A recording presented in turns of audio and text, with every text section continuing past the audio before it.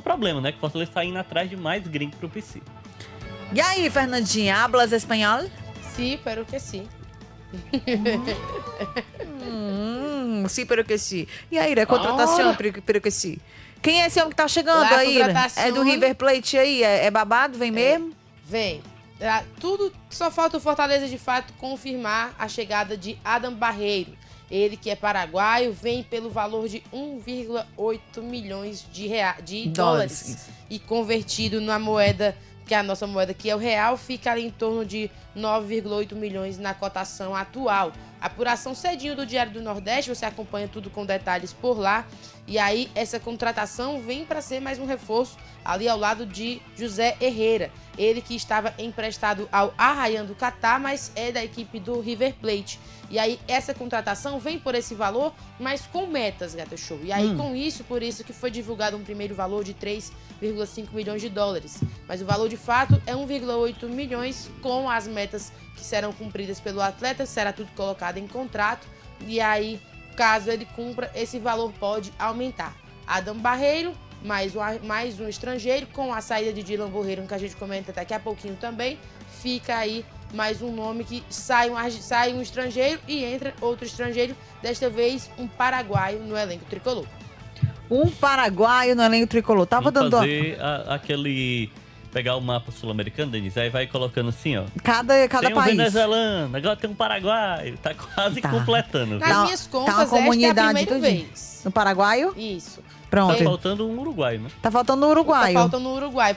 Tem os argentinos. Tem que são- chileno. Tem os argentinos, que são a maioria, isso. Tem o chileno com o Ceviche, tem o venezuelano, que é o Kevin. Agora se aproximando o paraguaio. E tinha o colombiano de Lamborreiro, que está também se aproximando de deixar o tricolor de aço. É. Aí o Adam Barreiro aguardar, né? Porque ainda é um processo em negociação, né? Aí é aquela história, né, gente?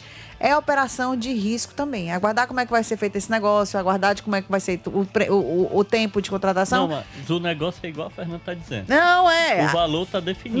Não tô questionando do valor, não. Tô dizendo como é que vai aguardar o andamento desse negócio. Como é que vai ser? Como é que já tá ok, já tá fechado, entendeu? O andamento do Tá processo. faltando só oficializar, hein? Só oficializar. Isso aí já... E assim, o que é o Adam Barreiro, né? É um jogador centroavante, camisa 9. Como disse o Papelinho quando esteve aqui, né? É o centroavante brigador. É isso que me chamou a atenção também, porque é como se fosse um perfil mais próximo do que era o Renato Kaiser. Que é aquele centroavante que briga, disputa. Ele falou que precisava Joga pelos dois disso. lados, o Adam? Não, ele é camisa 9. Ele é centroavante. É, tá. fica dentro Kaiser. da área, ok, tá. forte no cabeceio, e é um jogador, né, pra passar pra Fernanda também, que acabou despontando no futebol argentino. Depois, Denise, foi pro futebol internacional, não foi bem, foi pra Turquia, foi pra outros clubes, aí ele volta pro São Lourenço, ou seja, após a saída dele da Argentina, ele não se encontrou, volta pro São Lourenço, arrebenta. 2023 vai muito bem, 18 gols, na temporada seguinte 13 gols, um dos principais jogadores do futebol argentino. Aí o River Plate compra ele pelo valor que foi falado inicialmente, aqueles 3 milhões e 500 mil dólares. Ele era do Catar. Não, ele né? era do São Lourenço. Do São Lourenço. Aí o River Plate Que compra. faz a compra do Adam Barreiro. Ele compra ele junto ao São Lourenço por 3 milhões e meio de dólares. Aquele valor inicial que se divulgou desse jogador, 20 milhões de reais, foi o valor que o River pagou para trazer o jogador. Aí ele vai pro River Plate, Denise, e vai muito mal. Vai muito mal. A passagem dele foi terrível. Ele não conseguiu se encontrar. Ele era reserva. Acabou naquele momento não conseguindo marcar gols. E o River Plate, né, entendendo que ele é um grande ativo, porque no mercado sul-americano esse jogador é bem visto, emprestou ele lá pro Catar. Pronto. Ele tava jogando lá com o Roger Guedes. Eu tava até tentando ver os números. O Roger Guedes, em 39 jogos no Catar, ele fez 31 gols. O Adam Barreiro, né, que é centroavante, em 17 jogos ele fez 6 gols. Aí você tem um parâmetro de quantidade de gols, né? É um jogador que está tentando se reencontrar. Eu acredito que o Fortaleza esteja gastando dinheiro, fazendo um investimento, porque o Fortaleza aposta que esse jogador vai render tal qual rendeu no São Lourenço. São essas apostas que trazem Existe uma... só um detalhe aí, Denise, que eu acho que a gente tem que analisar muito calmamente. Por exemplo, todos os movimentos que o Fortaleza faz quando ele se livra de um jogador, ele tem um jogador, esse jogador não tá rendendo, ele empresta, ele faz alguma negociação para tentar voltar ao ativo. O que o Fortaleza está fazendo com o Barreiro é o contrário. era um jogador que valia um valor de mercado. O River vai lá, compra o jogador não vai bem, o valor de mercado dele cai significativamente. O River não consegue que ele renda financeiramente o que ele pensava, nem esportivamente, nem financeiramente. E aí empresta para o Catar e o Fortaleza hoje compra com valor bem abaixo, né, do que o River fez o aporte financeiro. Então o que é isso? Claramente é um jogador que está em baixa pelos números. A gente faz um levantamento dos gols dele pelo Catar, 6 gols em 17 jogos, né, Alexandre? Que a gente tava olhando na redação. Isso, 6 gols. 6 gols em 17 jogos. Pô, bacana. Só que os companheiros de time dele têm 30 gols em 31 jogos. 18 gols em 17 jogos. Ou seja... Ele não foi utilizado, né? Não, ele era utilizado. Não, esse é o problema. Não foi utilizado. Ele tá anos-luz melhor que ele, que é o próprio Roger Guedes, é o próprio... O Romarinho também tá por lá. Ou seja, não é um jogador, assim como o José Herrera, da primeira prateleira do futebol sul-americano. O Fortaleza faz 2 movimentações de mercado trazendo jogadores de prateleiras inferiores do futebol sul-americano, diferente do Paul Fernandes. Paul Fernandes, quando chegou veio, com a pala do a primeira Boca prateleira, Juniors, porque era capitão do Boca, o presidente Riquelme queria renovar com ele dispensou para vir pro Fortaleza. Não deu certo. A primeira prateleira. Então o que o Fortaleza traz hoje, claramente, torcedor. Fortaleza não tá trazendo nenhum bagre, longe disso. Mas Fortaleza também não tá trazendo nenhum dos jogadores de primeira prateleira. Um vem do São Lourenço, um time intermediário do futebol argentino, não tem experiência em competições internacionais. Não, ele vem do Argentino Júnior. Do Argentino Júnior não tem experiência. Ele já jogou em competições internacionais, mas jogou pouco. Não tem tantas experiências, então ele vem como essa segunda prateleira e traz também. Porque o Argentino Júnior ainda é mais baixo do que o São Lourenço. Então assim, o Fortaleza ele mira, porque olha pro futebol sul-americano, mas ele não olha com os olhos do início do ano. O Fortaleza não mira nas grandes contratações que olhou em janeiro, que olhou na primeira abertura de janela. E aí é como a Denise vem falando, é uma aposta. Se mirou na primeira prateleira não deu certo, talvez mirando na divisãozinha inferior, resolva. É algo pra gente observar, principalmente nessa movimentação que o Fortaleza insiste em fazer no mercado sul-americano. É bacana? É bacana você olhar e você pensar nesses jogadores e sair um pouco fora da caixa. A gente sempre fala muito aqui desse estudo do departamento de futebol, de você monitorar jogadores em vários lugares do mundo. É bacana. Mas que fique claro, esses jogadores estão vindo não da primeira prateleira do futebol argentino, do futebol paraguaio, do futebol seja onde for. Estão vindo de uma prateleira intermediária. É bom assim porque você nem cria tanta expectativa. Pois é, gente. E é uma movimentação. O torcedor, já vou abrir o microfone para você, torcedor. O torcedor, acho que ele tá um pouco até baqueado com os últimos históricos, né? Dessas contratações de fora. Você ia falar, Fernandinha, perdão. Só sobre essa questão desse perfil do Camisa 9 Brigador, quando foi na segunda-feira, lá no Jantar do Bem, que nós conversamos com o Sérgio Papelim, ele citou justamente, reforçou que seria esse camisa 9 diferente do José Herrera. Ele até citou esse exemplo.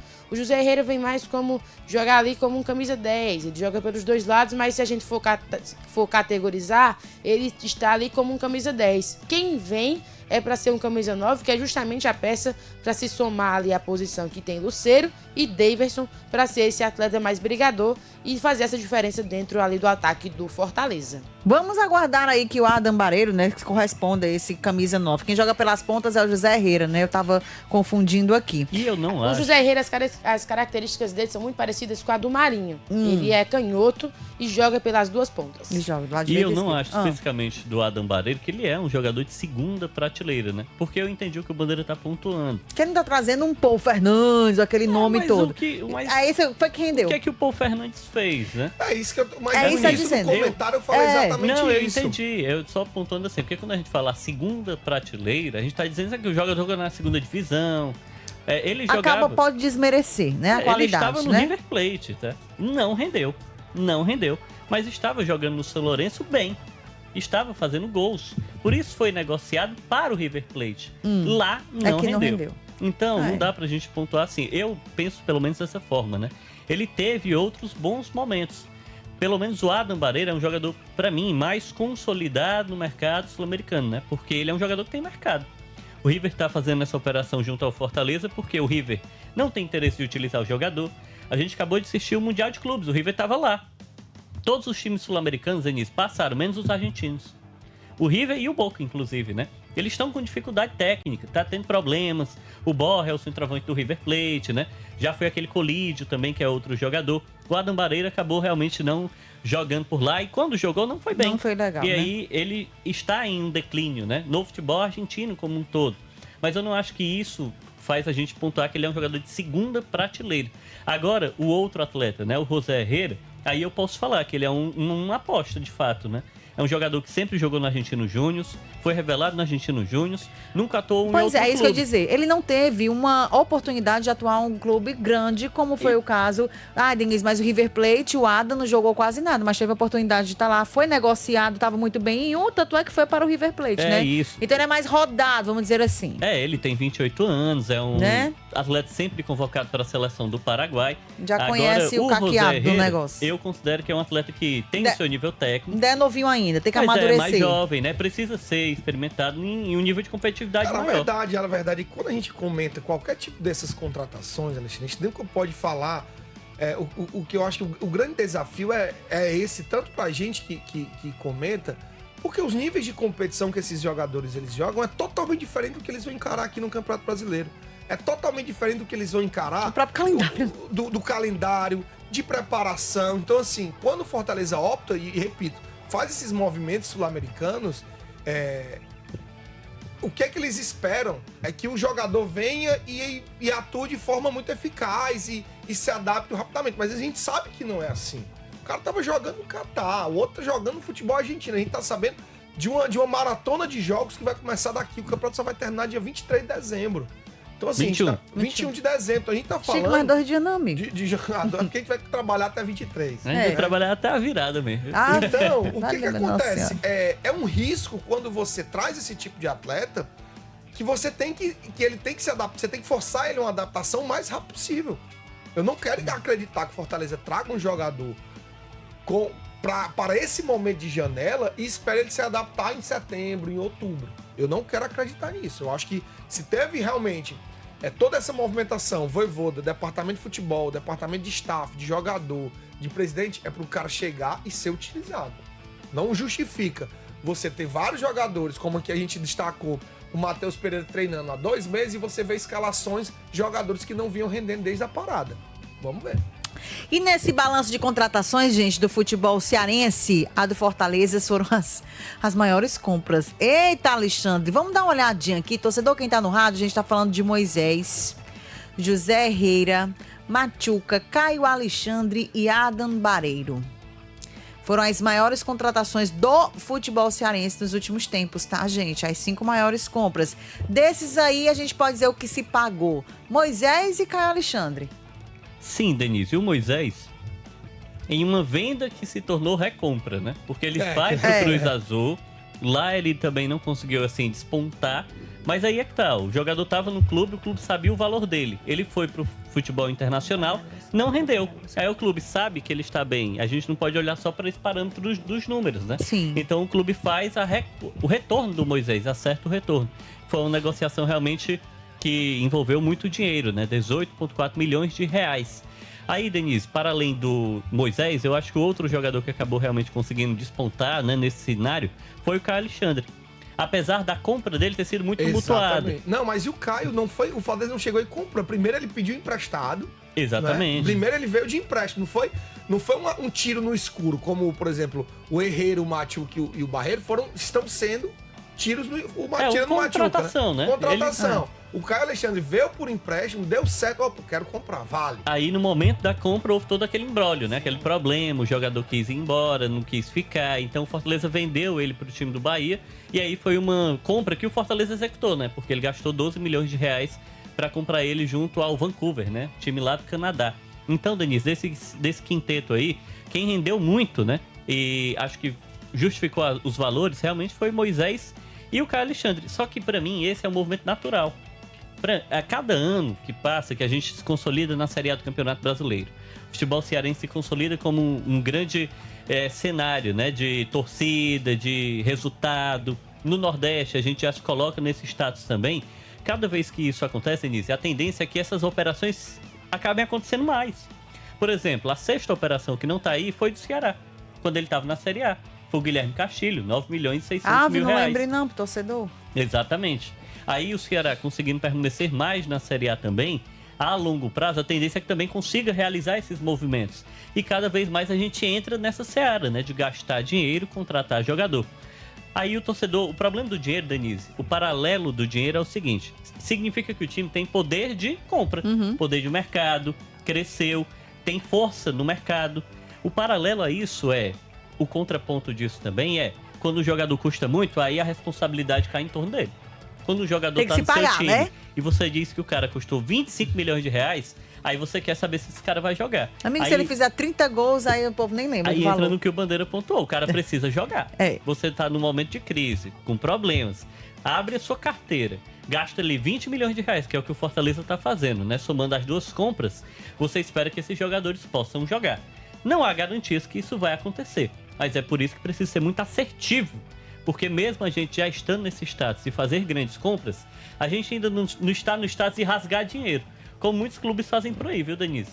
Gasta um rumo de dinheiro, gasta 50 milhões em jogador, 30 milhões, jogador não joga e fica por isso mesmo. O Corinthians faz muito isso.